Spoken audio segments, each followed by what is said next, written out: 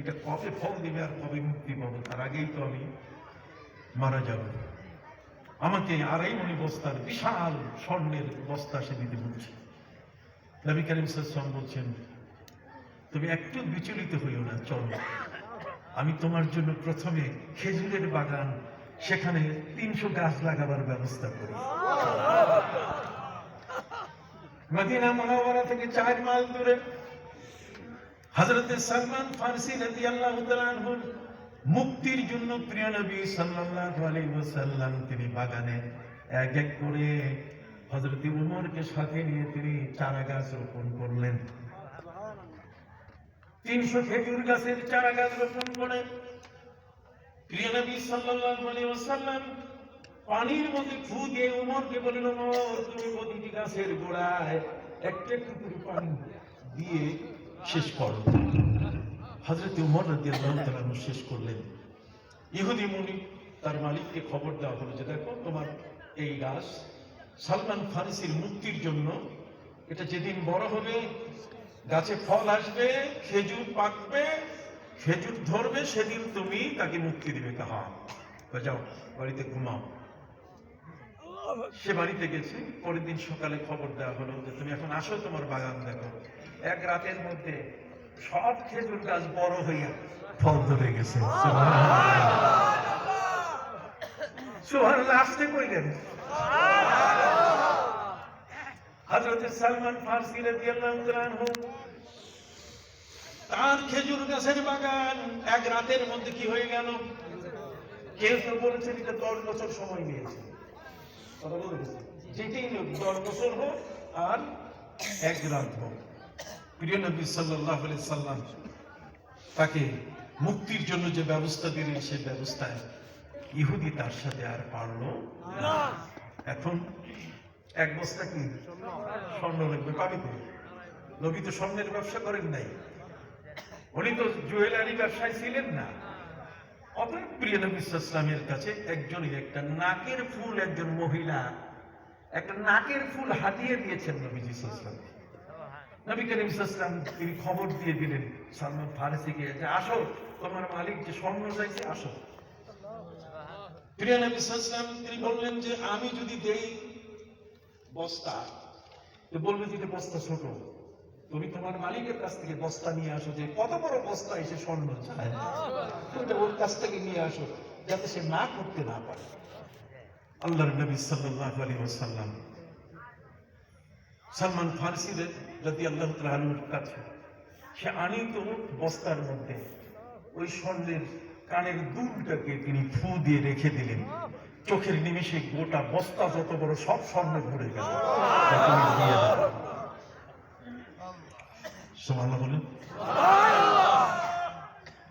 এই জগতের মধ্যে আমার নবীতে এমন এক মহান নবী, গর্ব সুরত আদমি ইনসাবুদে আহমদ আবু জাহাল এক সাবুদে।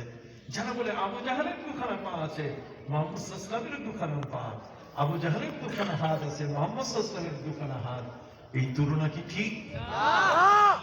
আবু জাহালের হাতের মধ্যে দুর্গন্ধ বের হয়, আর আমার নবী সাল্লাল্লাহু আলাইহি ওয়াসাল্লামের হাতে যে একবার মুসাফা করেছে তার বিষ্কাম্বরের ঘ্রাণ আর জীবনেও জানে নাই।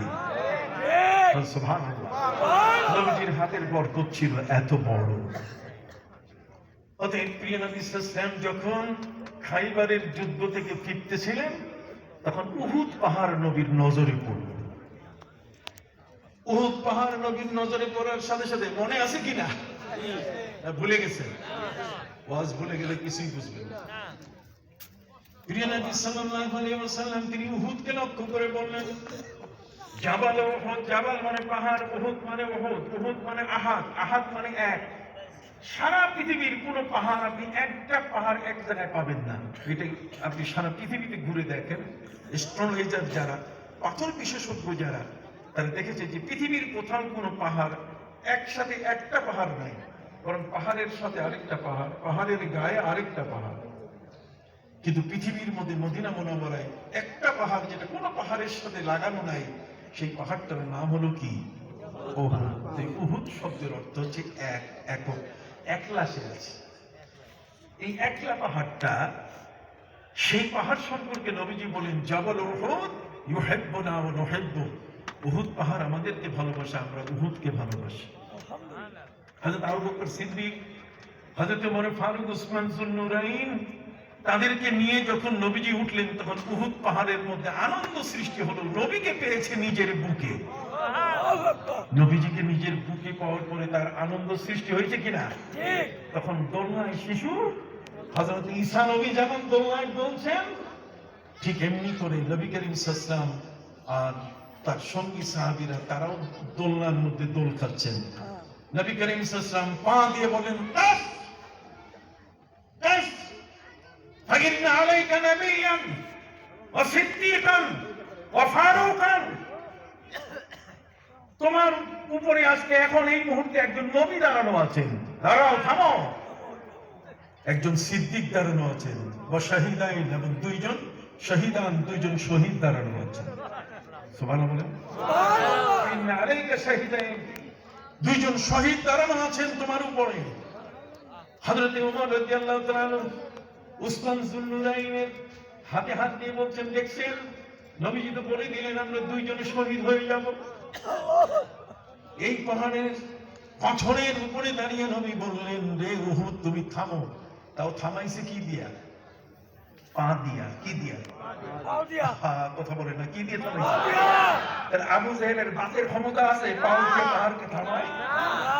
তাহলে নবীর পা আর আবু জাহেলের পা কি এক? আমি এই জন্য আপনাদেরকে কথাগুলো বোঝাচ্ছি যে আজকের কিছু মানুষ জ্ঞানের জগতে এত পীড়িত, এত ইল, এত অসুস্থ যে তারা এই গভীরতাগুলোকে কখনো তাদের নজরে আনে, যে কারণে নবী সম্পর্কে, নবী পরিবার সম্পর্কে বাজে কথা, বাজে মন্তব্য করে। তখনই আমরা আহত হই, তখনই আমরা প্রতিবাদ করা শুরু করি। আপনার কথা কি বুঝতে পারছেন? প্রিয় নবী সাল্লাল্লাহু আলাইহি ওয়াসাল্লাম এমনই এক মহান নবী, তিনি পাহাড়কে বললেন, সেই পাহাড় যুদ্ধের সময় ফেটে গেছিল, নবীজিকে ডাক দিয়ে বলছে, আপনি আমার কোলে আসেন, কাফেরের তীর আপনার গায়ে লাগতে দিব না।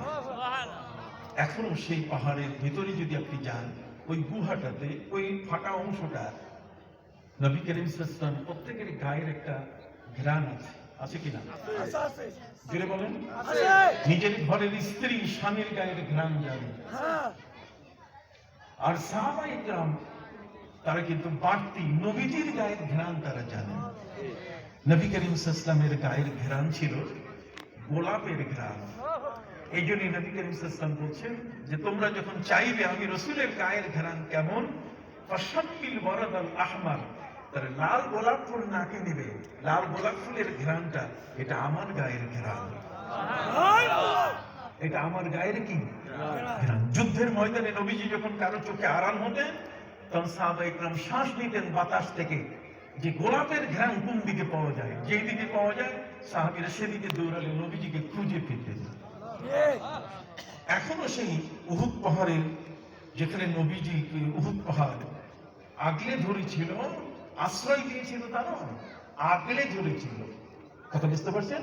সে আগলে ধরা জায়গাটাতে যদি আপনি যান, এখনো সেখানে গোলাপের ঘ্রাণ নাকে আসবে।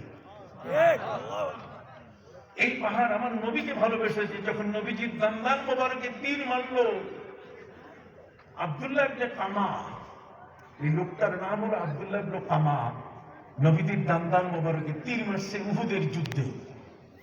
তীর মারতে গিয়ে সে তীরটা রুবাইয়াতে লাগছে। রুবাইয়া বুঝেন? রুবাইয়াতে প্রত্যেকের সামনে দুইটা দাঁত, এর পাশে একটা, তারপরে আরেকটা, এই দুইটাই মিলে সর্বমোট দাঁতের সংখ্যা কি? 4টা। এই দুই পাশের দাঁত, এদেরকে রুবাইয়া বলে। নবী করিম সাল্লাল্লাহু আলাইহি ওয়াসাল্লামের তীর লেগেছিল রুবাইয়াতে, দাঁত খসে পড়েছিল, নবীজি পড়ে গেছিলেন উহুদের উপরে। আমি শহীদ মওলানা নুরুল ইসলাম ফারুকী, দুইজনে আমরা হজে গেলাম। হজে যাওয়ার পরে কিছু তো পাগলামি আমাদের ভিতরে আছে। নবীর মদিনায় যাওয়ার পরে আমাদের দৃষ্টিভঙ্গি মানে অন্যরকম, নবীর প্রেম ভালোবাসাটা এত বেশি আমাদের মধ্যে এসে গেল, দুইজনে মিলে সিদ্ধান্ত নিলাম যে চলেন উহুদের পাহাড়ে নবীজি গাভী নিয়ে কি বলে বকরির দুধ খেয়েছেন, আমরা বকরির দুধ খাবো, এবং নবীজি দান্দান মোবারক যেখানে শহীদ হয়েছে সেই জায়গাটাও একটু দেখে আসবো। এটা যত ভিতরে হোক, হাজী সাহেবরা যান, 70 জন সাহাবীর মাজার জিয়ারত করে চলে আসেন।